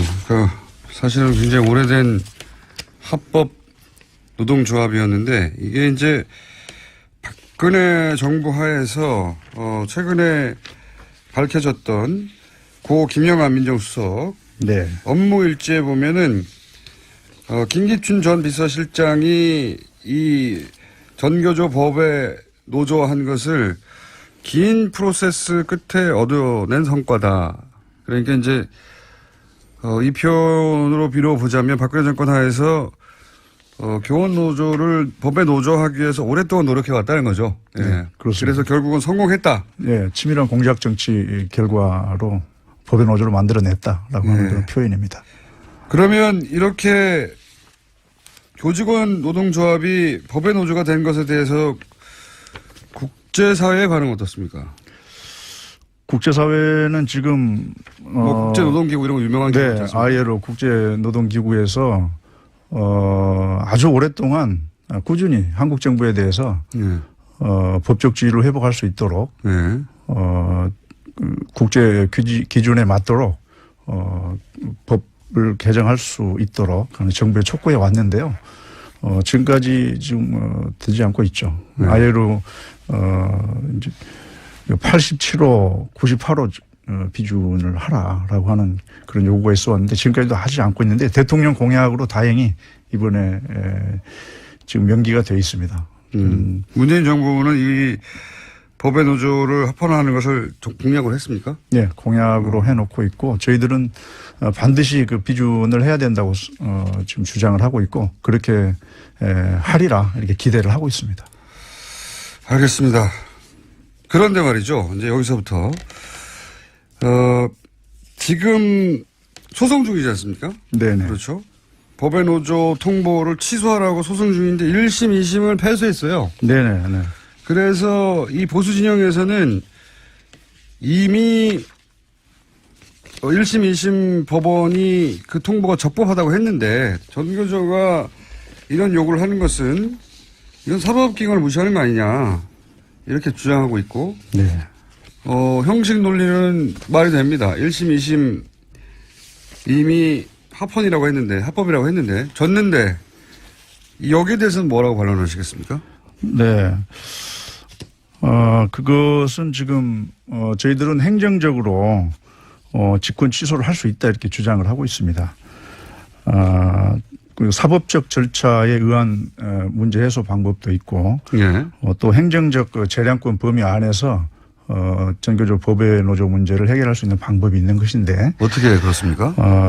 이건 그 예를 들면 고용노동부가 처분을 바란 행정청인데 자신이 한 그 처분이 행정적 오류에 의해서 위법부당하다라고 하는 생각이 들 경우에 언제든지 그 처분을 취소할 수가 있습니다. 그것도 합법적인 절차입니까? 그렇습니다. 그것은 직권 취소라고 하는 법적 범위 안에 있는 것인데요. 위법한 경우뿐만이 아니라 부당한 경우에도 할 수 있고 또 직권 취소에는 특별한 법적 근거조차 필요로 하지 않습니다.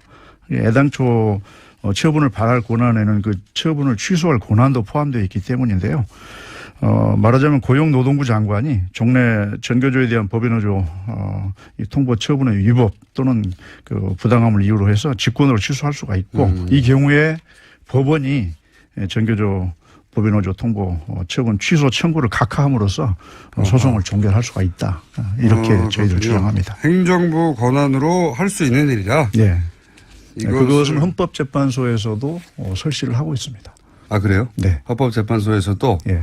이걸 되돌릴 방법은 이 통지를 했던 행정부에서 예. 예, 철회를 하면 된다. 네. 그렇게 지금. 그러면은 문재인 행정부 내에서 의지가 있으면 이루어질 수 있는 일이네요. 충분히 가능합니다. 예. 그러면은 그게 이제 이 현 문재인 정부의 우선순위가 여러 가지 일들이 지금 몰려와 있으니까요. 예, 다들 난립니다. 네. 여러 가지 문제들을 해결해야 되니까 이게 우선순위의 문제이기도 할 것 같은데 이제 교직원 노조에서는 전국 교직원 노조에서는 당장 해야 된다. 빨리 해달라 이런 얘기인 거죠. 한마디로. 그렇습니다. 예. 공약을 안 지킬 것 같지는 않은데 빨리 해달라 이거죠. 저희들은 지금 당장 급합니다. 그 이유는 예. 다음 주 월요일에 이미 노조 전임자 요구를 했던 인천 지부의 그 지부장 선생님을 비롯해 가지고 지금 중징계 요구가 있고 징계 의결 요구서가 날아오고 징계위원회 회부되고 있습니다. 그러니까 7월 1일자로 또 그 이후로도 계속 16명의 전임 요구자들이 지금 징계를 받게 돼 있거든요. 그렇기 때문에 작년 34명의 해고자에다가 또 올해 들어서 문재인 정부 들어서 해고자가 16명이 발생을 한다면 계속 피해는 발생하고 네. 있다. 그러니까 급하다 우리는. 그렇죠. 예. 지금 박근혜 정부와 문재인 정부의 차별성을 확인할 수 있는 유일한 기준은 바로 당장 지금 유일한 기준까지는 아니겠죠. 여러 가지 기준이 네, 있는데 이것도 저희들이 중요한 볼 때. 기준이다. 예. 예, 저희들이 볼 때는 지금 당장 법인노조 철회를 행하는 것이 좋겠다라고 하는 것이 문재인 정부의 바라는 점입니다. 알겠습니다. 여러 가지 해결할 사항의 적체 현상이 심각하군요. 이 중에서 전국 교직원 노동조합에 관한 민원을 제가 듣고 있습니다. 직접 방송에서. 자, 오신 김에 최근에 현안이 있어서 제가 한번 여쭤보겠습니다. 예. 공약 중에 그 외고 자사고를 일반고로 전환한다 이게 있습니다. 네네. 여기에 대해서 이제 자사고에서는 반대하는 성명이 이미 나왔고요. 자사고 연합이라고 해야 될까요? 자사고 쪽에서는 당연하겠죠. 지금 현재 자사고 질을 유지하고 있는데 다시 없앤다고 하니까요. 네, 당연한데 이 전국 교직원 노동조합 전교조에서는 입장이 뭡니까? 이 사안에 대해서는. 전문가시니까 제가 여쭤보는 겁니다. 네. 외고 자사고를 일반고로 전환하는 문제에 대해서는 저희들이 대환영입니다. 왜 그렇습니까? 예, 문재인 정부의 그 특권과 차별이 없는 사회를 만들겠다라고 하는 국정 철학과 연결되어 있다라고 하는 생각이 있고요. 이런 점에서 1차적으로 환영을 하고 지금 평등 교육을 지향을 해야 되는 상황에 있습니다. 그러니까 부모는 자기 자녀만 생각을 하지만은 이 학부모는 전체 아이들의 성장을 고민을 해야 된다고 생각을 하고 있고, 그리고 문재인 정부의 공약대로 모든 아이들을 위한 교육을 생각을 해야 됩니다. 이를 교육 철학으로 삼으면은 전체 한국 교육의 발전을 위해서 바로 그와 같은 특권 학교에 대한 차별은 폐지는 바로 필요하다 이렇게 생각을 하고 있습니다. 근데 이제 자사고에 지금 혹은 외고에 다니는 학생들 그리고 그 학부모들은 어떻게 합니까? 지금 다니고 있는 학생들에 대한 피해는 없는 것이죠. 왜 없습니까? 차츰 단계를 밟아서 단계적으로 단계적으로 해나갈 거기 로드맵을 때문에. 가지고 폐지해 갈 것이기 때문에 그렇습니다. 하긴 그렇습니다. 모든 조치들이 그 원전도 마찬가지였는데 네. 당장 모든 원전을 다 없앤다는 게 아닌데 뉴스를 보면은 원전이 당장 없어지나 이 외고 자사고 문제도 마찬가지다. 네네. 이거는 현재 학생들한테 피해가 있는 게 아니다. 학부모들에게 단계적으로 할 것이고 기본적으로는 이 특권은 없어져야 된다. 예. 뭐 이런 철학 하에서 당연히 없어져야 된다고 생각하시는 거군요. 이 문제는 반대하는 분들도 있기 때문에 저희가 반대하는 학부모들 혹은 자사고 입장도 나중에 반론 보장 차원에서 들어보기로 하겠는데 지금 전교조 입장은 그렇습니다. 찬성이라고 하는. 성과급 문제는 어떻습니까? 교원 성과급. 그러니까 교사들도 기본적으로 경쟁 시스템 하에서 성과에 따라 보수를 받아야 한다 하는 문제의식에서 지난 정권에서 네. 교원 성과급 제도를 도입했어요. 그죠? 예. 예. 여기에 대한 입장 어떠십니까? 그것은 교육계에서 거의 유일하게 합의를 볼 수 있는 교육 적폐 중에 하나로 손꼽히고 있습니다. 그러니까 보수 진영이건 진보 진영이건 모두 다 교원 성과급 제도는 폐지해야 된다 이렇게 일치를 하고 있죠. 교육감 협의회에서도 전국에 있는 교육감들도 이 성과급 제도는 폐지해야 된다. 그게 마땅하다라고 주장을 하고 있습니다. 교총도 그렇게 주장하고 있죠. 교총도 그렇게 주장을 하고 있고, 네. 교사를 또 아이들에 대한 열정, 학교에 대한 그 사랑, 이 교육을 이 경쟁과 성과로 서열화하는 이 제도는 참으로 오랜 적폐이고 이것을 폐지해야 된다고 하는 것은 교육의 오랜 수건이었습니다. 저희들은 10만 명 이상의 교사들의 서명을 받아서 이미 광화문 1번가에 그걸 전달을 했고 국정교육자문위원회에 전달을 해서 국정에 반영하도록 할 것입니다. 이 보수 진영에서 이제 전교조를 공격할 때 단순히 교사의 모임이 아니라 사실은 이념 집단이다 이렇게 공격하지 않습니까? 네, 이렇게 공격하고 학생들을 이제 극단적으로는 학생들을 빨갱이로 만들고 있다 이런 식의 공격을 오랫동안 해왔어요. 네. 특히나 지난 10년간은 그런 공격이 아주 심했고 그 끝에 이제 박근혜 정부에서 아예 노조가 아니다라고 만들어버린 거죠. 만들어버린 건데 여기 대해서 뭐라고 하시겠습니까? 네, 전교조가 태생적으로 군사 독재 정부 하에서 태어났기 때문에 전교조의 몸속에는 민주주의 DNA가 가득 차 있습니다. 그러니까 독재와 전횡을 일삼는 세력에게는 전교조는 눈에 가시였죠. 그리고 지금도 그것은 똑같은 연장선상에서 기득권을 유지하려고 하는 세력한테는 아마 참으로 좀 어려운 존재일 것입니다. 그래서 전교조가 사회 정의와 교육 민주화를 위해서 노력을 할 때 항상 탄압하는 편에 서서 전교조의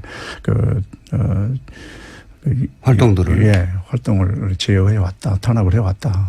그때 사용된 레토릭이 그렇게 빨갱이였다. 네. 저희들은 오직 아이들의 미래를 위해서 그리고 사회 민주화, 교육 민주화를 위해서 노력해온 그런 속에서 그런 그 탄압을 오히려 더 달게 생각을 하고 있습니다.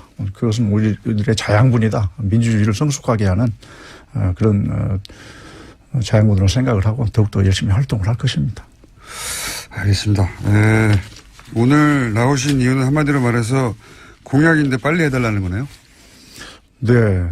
지금 교노조법을 고쳐서 하겠다, 또 뭐 대법 판결을 뭐 지켜보겠다, 또 아이로 비준을 통해서 하겠다 이러한 문제도 있지만 실제로 좀 고용노동부가 지금 직권 취소를 통해서 행정권의 재량 범위 안에서 해결할 수 있는 것이기 때문에 즉각적으로 법원노조 취소를 해달라라고 하는 것이 저희들의 핵심적 요구입니다. 알겠습니다. 오늘 말씀 여기까지 듣고요. 저희가 이런 자리를 한번 말해보겠습니다. 외고 자사고 폐지에 반대하는 분들이 있거든요.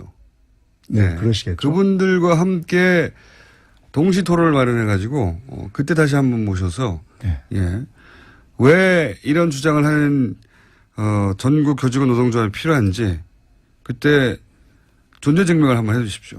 고맙습니다. 한번 불러주시면 그때 또 나오겠습니다. 오늘 여기까지 듣겠습니다. 오늘 말씀 감사합니다. 네, 고맙습니다. 지금까지 전교조 조창익 위원장이었습니다. 오늘 게스트가 많아가지고 아주 숨가쁘게 달려왔습니다.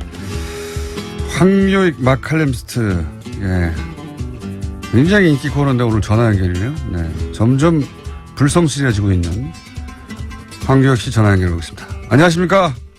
안녕하세요. 네, 점점 불성실해지고 있습니다. 이 때문에 지금 부산에 왔습니다. 그래서 부산에 지금 해운대 바다 풍경 보면서 지금 하고 있습니다. 거기 좋습니다. 영화제 때문에 가신 거라고. 그 부산 음식 영화제라는 이름으로 어제부터 1월까지 22일부터 25일까지 하거든요. 그래서 제가 또 그 운영위원장이라는 이름을 가지고 있어가지고 뭐 개막식도 해야 되고 뭐 기타 등등 해야 돼서 지금 내려와 있습니다. 지난주에 잠깐 말씀하셨는데 이제 이거 먹으면서 영화 보는 거라면서요? 예. 저녁 낮절에는 그 야외 상영관이 있거든요. 예. 이 부산의 영화의 전당이 놀기에 딱 좋은 그렇게 설계를 해놓더라고요. 그래서 바깥에서 뭐 테이블 이렇게 쭉 펼쳐놔놓고 그 위에 자신들이 좋아할 만한 뭐 먹을 만한 음식들 가져와서 놓고 맥주까지는 가능해요. 맥주까지 가능하면 뭐 안 되는 게 뭡니까? 소주는 안 돼요. 소주는 좀 이렇게 알코올 출사할 수 있으니까. 그럼 알코올 함량에 따라서 안 되고 되고가 있습니까? 네. 와인은 되고 예를 들어서 그 소주가 조금 이렇게 사람을 이거 욱하게 만드는 게 있잖아요. 그래서 야구장에서도 사실 소주는 좀 금기잖아요. 그러니까 그까지는 소주만 안 되는 거예요? 아니면 알코올 함량에 따라 다르는 거예요? 소주 이상은 안 된다는 거예요. 소주를 기준으로 해서. 자, 희한한 규정입니다. 음식과 술을 즐기면서 영화 보자. 예. 우리 그 영화관이 조금 많이 그런 것을 허용하는 게 만들어졌더라고요. 뭐 맥주 마실 수 있는 영화관도 있고요. 그래서 이제 맥주를 아예 팔죠. 그리고 음식이 바닥에 흘리거나 냄새가 강하지 않은 거, 이런 것들은 이제 그 영화관에서 조금씩 이렇게 허용하는 분위기더라고요. 알겠습니다. 그런 거 하는 게 즐겁죠. 영화하고 음식하고 주제면 영화 개막자가 뭡니까? 모던 타임즈를 개막작으로 했는데요. 그 찰리 채플린의 1936년 흑백 영화죠. 예. 그걸 개막작으로 했습니다. 모던 타임즈는 아마 많은 분들이 짧게 영상들은 많이들 봤을 겁니다. 클립으로 봤죠. 소개할 때, 예. 그죠. 꼭 나오는 장면, 그 기계 속에 그렇죠. 채플린이 이렇게 말려 들어가서 이렇게 그런 장면은 봤는데 거기 먹는 장면이 많습니까? 거의 음식 영화죠. 그 그래요? 영화가. 네. 네. 그 산업사회의 노동자가, 자본이 정해주는 그 음식, 그 시간 안에서 음식을 먹이는, 그걸 비유하는 아주 기발난 그런 장면도 등장하고요. 노동자가 꿈꾸는 일종의 환상의 음식들, 젖소가 와서 금방 젖을 짜고, 포도, 오렌지 같은 것을 그 자리에서 따서 먹고, 두툼한 스테이크를 구워서 접시 위에 놓고 먹고 하는 이런 환상을 이렇게 그려 보여주기도 하고요. 맛있게 음식을 먹는 게 뭔가 하는 그 낡은, 학고방의 그 집에서 앉아서, 사랑하는 사람과 둘이서 먹는 음식이 아무리 그 가난하고 힘들어도 음식이라는 것은 사랑하는 사람과 같이 먹으면 그게 행복할 수 있다는 이런 장면도 연출이 되고요. 그 찰리 채플린이 음식에 대해서 이렇게 집착하는 게 굉장히 강해요. 특히 이 모던 타임스는 현대 노동자에게 음식이란 무엇인가 하는 것을 이렇게 아주 재미나게 그리고 다양하게 이렇게 보여주고 있거든요. 그래서 음식 영화제 개막작으로 딱 좋다 그렇게 생각을 알겠습니다. 했습니다. 네. 관심 있으신 분들은 이제 부산에 갈 수도 있는데, 예. 자, 이 코너의 오십시오. 성격에 맞게 부산 가면 꼭 먹어야 하는 음식 3가지만 소개해 주시고, 그러면 시간이 끝날 것 같아요. 부산 와서 먹어야 되는 음식, 사실 부산이 먹을거리가 굉장히 많아요. 일단 회도 먹어야 될 것 같고요. 초밥도 부산이 일본 음식이 굉장히 강해요. 일본하고 가깝기 때문에 하겠지만은, 뭐 초밥류 이런 것도 굉장히 강합니다. 어묵도 있을 거고요. 그, 부산역 앞에 영화의 거리 이런 데 가면 뭐 다양한 먹을거리들이 존재하거든요. 그 중에 딱 하나만 먹어봐라. 네. 부산의 상징 이런 것은 흔히 물떡이라고 이야기를 하는데 그 오뎅이라고 이야기하죠. 어묵 파는 그 통 안에 보면 가래떡을 길게 이렇게 꽂아서 넣어둔 게 있습니다. 그냥 가래떡은 그 국물 육수가 안 배이거든요. 예. 그냥 이렇게 물에 그냥 담겨 있는 거라 뭐 그렇게 큰 차이가 없다고 보면 됩니다. 근데 그걸 간장에 이렇게 찍어 먹어요. 그러니까 부산 사람들은 부산 사람들은 그거 굉장히 맛있다고 여겨요. 그런데 외지 사람들은 그게 정말 맛없거든요. 그래서 이걸 왜 먹나 부산 사람들이. 아, 왜 먹나 이해해보기 위해서 실험적으로 먹어봐라. 예. 그렇죠. 이렇게 맛있는 음식 워낙 많으니까 예. 부산에 맛없는 음식 이 음식을 왜 먹지 하는 걸. 부산에 맛없는 음식. 부산 사람은 즐겨 먹는데 부산에 외지인들은 맛없다고 하는 음식 1위. 네. 그래서 그 물떡이 입맛에 맞다 물떡. 그러면 예. 그게 내가 부산 사람들하고 이렇게 뭔가 교감이 일어나는 그런 지점이 만들어질 겁니다. 물떡. 예. 근데 저는 아직 적응을 못했거든요. 그러면 누구나 먹어도 맛있는 부산 음식 하나만 소개해 주세요. 누구나 먹어도 맛있는 음식이라는 게 굉장히 힘들기는 해요. 네. 근데 이제 날씨가 좀 더워지면 부산에서는 냉면 대신에 밀면이 있습니다. 아, 밀면. 부산 밀면. 밀면. 네. 유명하죠. 그래서 그 밀면 좀 국물이 그러니까 일반의 냉면으로 생각하면 안 됩니다. 좀 강렬해요. 그리고 면도 이제 밀로 내린 면이라서 밀면인데 이것도 조금 냉면 외지에서 냉면 좀 먹었다 하시는 분들은 먹으면 부산 사람들이 왜 이런 걸 먹지 하고 있잖아요. 예. 이상하다. 이 방송을 부산에서 듣고 계시면 황교익 선생님 만나면 테러를 가해주십시오. 부산 음식에 대한 비하가 이어지고 있습니다. 돼지국밥은 어떻습니까? 돼지국밥. 유명하게 돼지국밥 아닙니까? 돼지국밥 부산 사람들 굉장히 좋아하죠. 저도 네. 조금 있다가 이제 돼지국밥 먹으러 갈 것인데 해장으로도 딱 좋고요. 예. 근데 이게 돼지 누린내가 강하게 나는 집도 있고요. 그냥 말끔하게 하는 잘 골라가야 된다. 예, 잘 골라가셔야 됩니다. 이게 누린내 나는 집에 가셔서 또, 부산 사람들 왜 이런 걸 먹지? 하고, 그렇게 또 후회할 수도 있으니까. 원래 그 지역 음식이라는 게 그런 겁니다. 내 그렇죠. 입에 꼭 맞는 이런 거보다는, 살고 있는 데에서는 먹지 않는 그런, 좀 특이한 음식들을 먹어보고, 알겠습니다. 그래야 이제 그 지역 선생님, 특수를 할 수 있거든요. 시간 다 됐습니다. 그래요? 예. 여기까지 하겠습니다. 부산에 많이 놀러 오세요. 감사합니다. 예. 황교익 선생님이었습니다. 오늘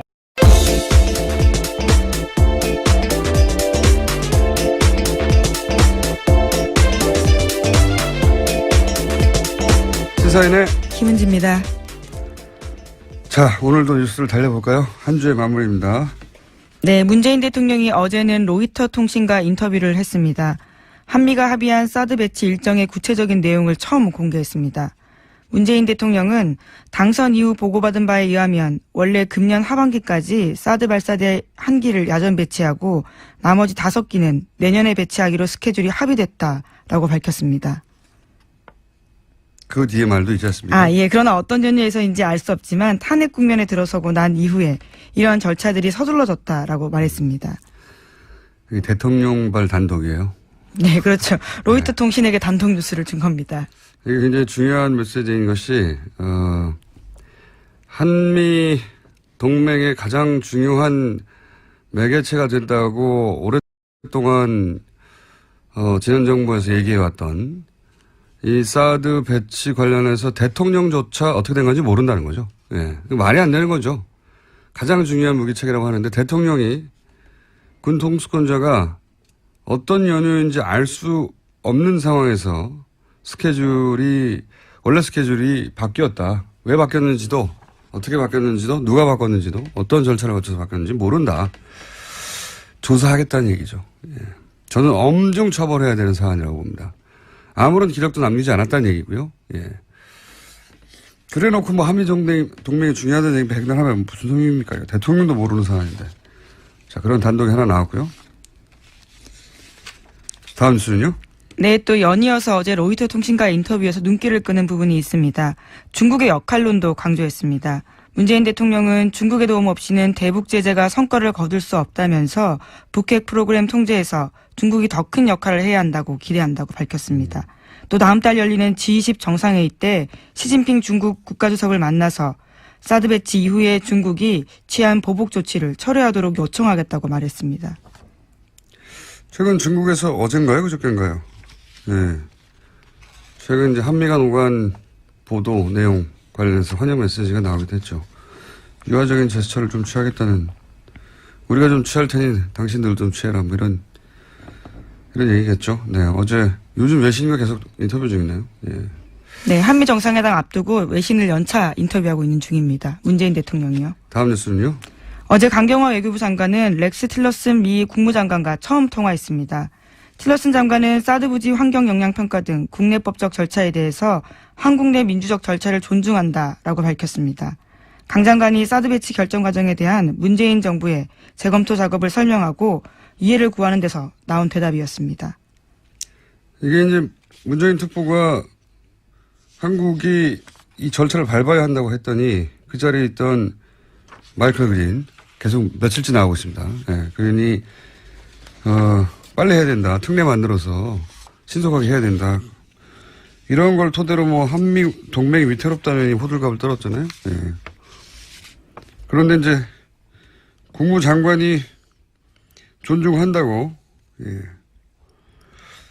미 국무장관이 한미 동맹을 깨고 있는 거죠. 그 호들갑을 떨던 시각에서 보자면. 예, 말이 안 되는 거였는데, 제가 3일째 이 얘기를 하지 않을 수가 없네요. 이 마이클 그린이 소속된 싱크탱크 소속된 사람들 발로 우리 워싱턴 주재 기자들이 인터뷰해서 멘트를 굉장히 많이 땁니다. 근데 CSIS 같은 경우는 이제 가장 유명한 곳인데 여기 가장 큰 돈줄이 일본의 사사가와 재단이에요. 우리나라에서는 안 유명한데 이 싱크탱크 사이에서 굉장히 유명하죠. 돈 많이 되는 걸로. 이 사사가와 재단은 사사가와라는 정치인이 극우 파시스트예요. 예. 자기가 실제 그렇게 얘기했어요. 내가 세계에서 제일 돈 많은 파시스트라고. 네. 예, 무솔리니 추종하고. 예. 거기서 돈을 댑니다. 이 싱크탱크가. 싱크탱크가 무슨 고고한 학술단체가 아니에요. 이제 지적 용병이라고 할까요? 예. 지적 용병이 된 지 오래입니다. 괜히 워싱턴 이런 싱크탱크가 친일본 성향을 띈 게 아니고, 그리고 이 싱크탱크 워싱턴 정가에 또 영향을 일정 정도 준단 말이죠. 그래서 괜히 방금 전에 나왔던 이 틸러슨이 일본 방문해서 일본이 미국에게 가장 중요한 동맹이다 말을 한 게 아니죠. 그러면서 곁가지로 한국은 그 파트너 중에 하나란 말. 괜히 나온 말이 아니에요. 예. 표 후보는 왜 대표가 되면 안 되는 겁니까? 그분은 어떻게 보면 지난 2011년도에도 당대표를 하다가 네.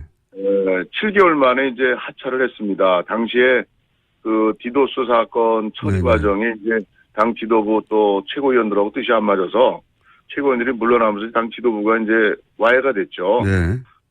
이제 그것이 어떻게 보면 이제 지도력의 한계라는 하나의 그 실천 과정에서 보여줬던 모습이라고 볼 수 있고, 또 지금 우리 국민들이 원하는 거는 계파가 좀, 보수당이 계파 갈등으로 맨날 싸워서 여기까지 왔는데 좀 그런 계파 갈등 어떤 사익을 추구하는 그런 식의 당권 투쟁 같은 게 좀 없어야 되겠고, 또 지금 이제 우리 국민들이 좀 이 품격 있는 좀 그런 정치를 원합니다. 근데 우리 홍준표 후보 같은 이제 그런 면에서 좀 국민의 기대에 좀 못 미치는 부분이 많이 있고, 그래서 저 같은 경우는 이제 사실 인지도 면에서는 약하지만 인지도가 오히려 없는 것이, 없다기보다 좀 낮은 것이 저는 오히려 이제 참신한 정치, 또 저 같은 경우는 13년 정치하면서 어느 계파에 속하거나 줄서거나 이런 적이 없습니다. 그래서 저는 계파 갈등을 옆에서 수없이 잘못된 걸 봐왔기 때문에,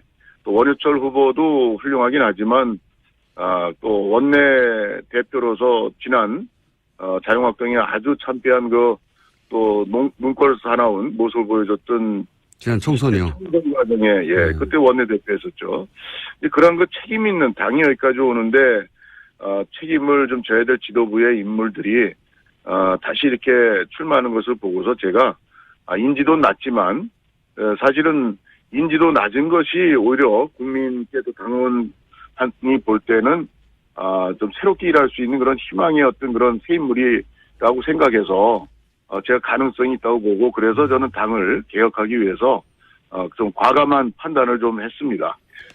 제가 물론 뭐 그때 비밀투표였긴 합니다만 네. 대충 추정하기로는 언론에서 탄핵에는 찬성하신 것으로 알려졌는데 예. 예 하시는 거 보니까 맞군요.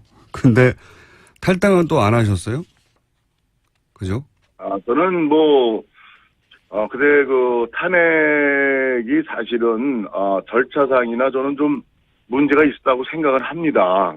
이게 어떤 죄목이나 이런 탄핵 사유가 사실 언론에서 많이 언급이 됐지만, 그것이 사실은 이제 어느 정도가 진실이고 어느 정도가 사실이 아닌지에 대한 명백한 특검에서 그것이 조사가 충분히 조사 들어가기도 전이었죠. 12월 9일이. 그래서 저는 탄핵 자체의 절차상의 문제를 느꼈음에도 불구하고 이것이 당시의 그 사태가 대단히 국정이 나라가 아주 대단히 혼란과 위기를 거듭하고 또 박근혜 전 대통령이 당시에 4월 하야설 그리고 또 조기 대선 언급을 당내 지도부에게 공개적으로 한 건 아닙니다만은 그렇게 해서 우리가 당론을까지 했는데 사실은 그렇게까지 사태가 이좀 차분히 이게 전개되는 상황이 아니고 오히려 국가가 더 괜히 혼란과 위기를 거듭할 수 있는 이런 상황이기 때문에 오히려 헌법재판소의 오히려 판결을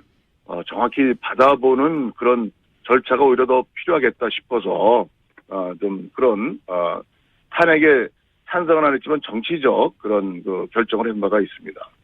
그러시군요.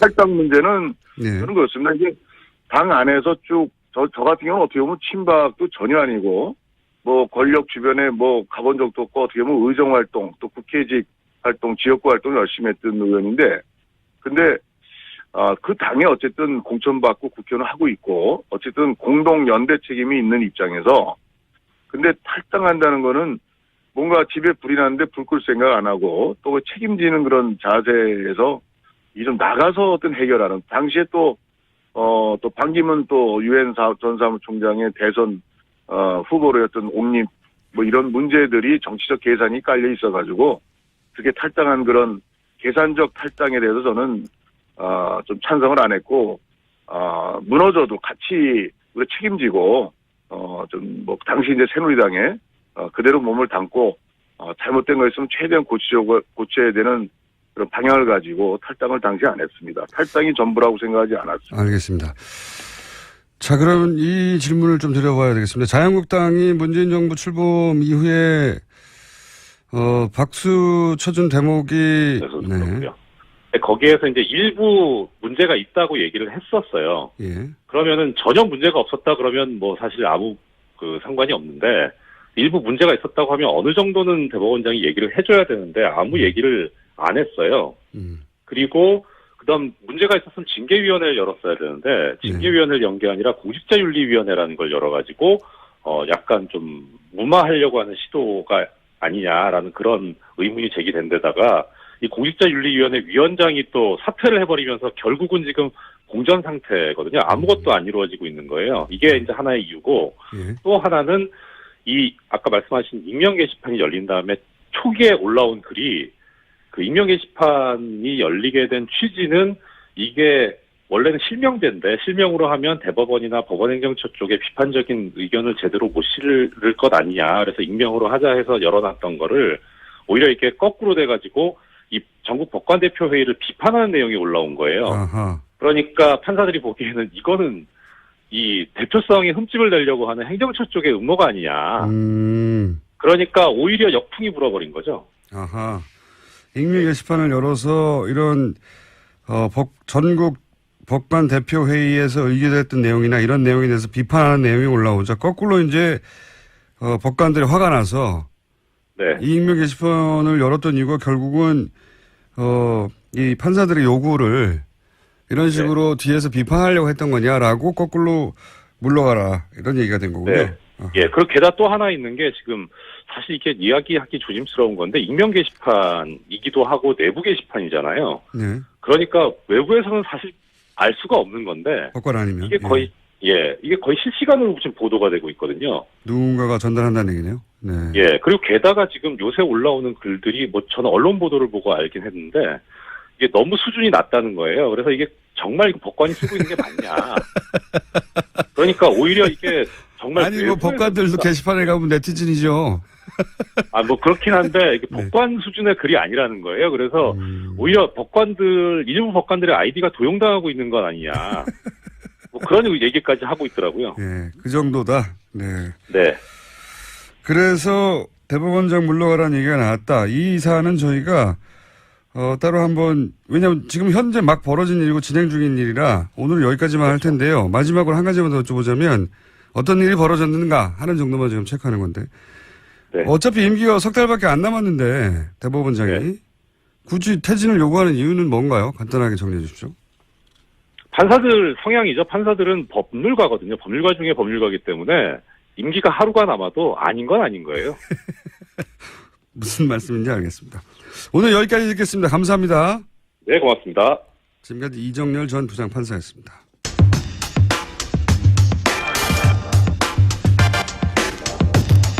자유한국당 당대표 경선이 홍준표 후보가 TV토론을 거부하면서 그 갈등이 격화되고 있는데요. 자유한국당 대표 경선에 신상진 후보 전화 연결되어 있습니다.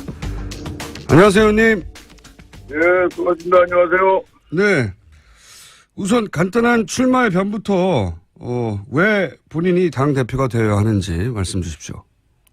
예, 저희 지금 자유한국당이 지난 탄핵 사태 또 대선 참패 겪으면서 아주 지금 괴멸의 위기까지 지금 와 있습니다.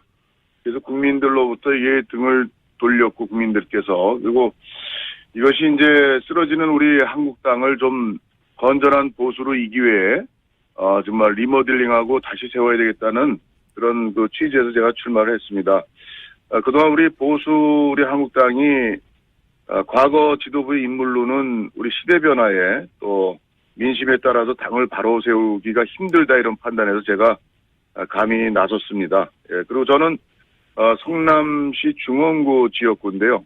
저희 지역구에 아주 서민들이 많이 사시는 동네인데 저같이 이제 그런 동네에서 4선까지 하고 또 우리 당이 어려울 때 그냥 책임 없이 가만히 있는 것보단 이 국민의 눈높이에 맞는 정치를 우리 자유한국당이 제대로 수용하고 제대로 맞춰서 잘 좀 우리 보수의 정말 이 건전화 이렇게 바로 세우고자 제가 이렇게 출마하게 됐습니다. 알겠습니다. 사선이시긴 한데 이제 대선 후보였던 홍준표 전 지사나 당지 후보를 영입했던 원유철 의원에 비해서 이제 상대적으로 지명도가 낮은 건 사실인데요. 먼저 지명도가 훨씬 높은 우리나라에서 우리 보수가 우리끼리 그냥 우리나라에 앉아서 한미동맹 가장 중요하다 이런 말 하고 있는 건 정말 웃긴 얘기입니다. 사실 그 현장에서는 이런 포럼에서는 혹은 싱크탱크는 일본의 영향력 아래에 들어간 지 오래됐어요. 예. 사사가와 재단 한번 찾아보세요.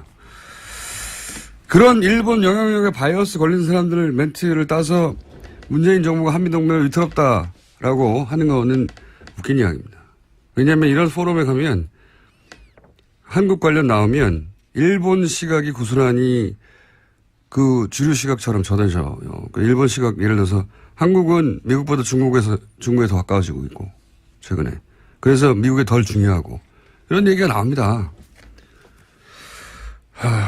다음에 자세히 한번 다루죠. 예. 다음 순요. 네, 한미가 연합군사훈련을 중단하면 북한도 핵과 미사일 실험을 중단할 수 있다고 계영춘 인도 주재 북한 대사가 밝혔습니다. 인도. 예. 개 대사는 리수용 외무상 측근으로 알려진 인사입니다. 또 한미 정상회담을 일주일 앞둔 시점에 나온 발언이어서 주목됩니다. 이게 이제 문정인 특보 발언, 미국 발언, 북한 발언이 한 궤를 이루고 있어요. 그러니까 한미, 북미 채널이 돌아가고 있다는 뜻이고 문정인 특보 발언은 사실은 이렇게 지나고 보면 아무런 문제가 없는 발언이었어요. 예.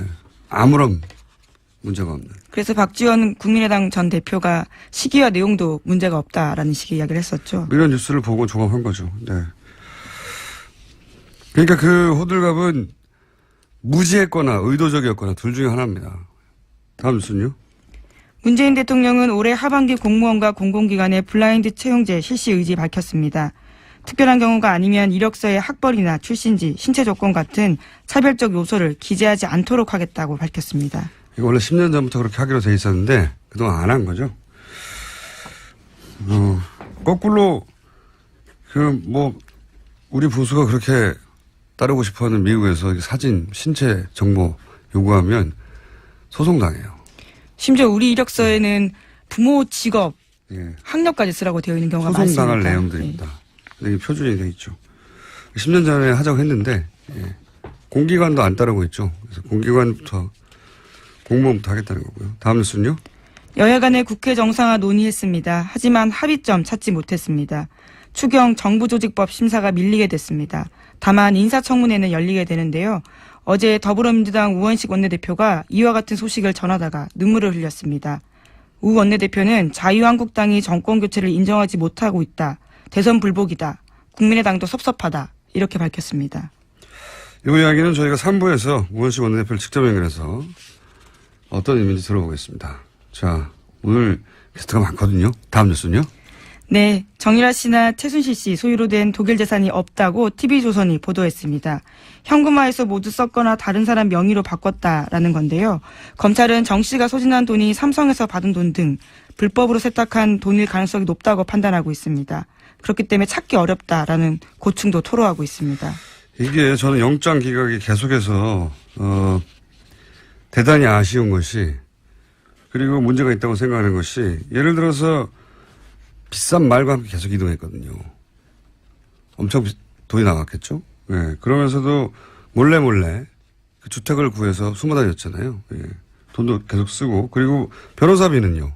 현지에서 그 기간이면 억대로 썼을 거예요. 1억, 2억 수준이 아니라. 네, 실제로 10억 이상 썼다라고 추산된다고 합니다.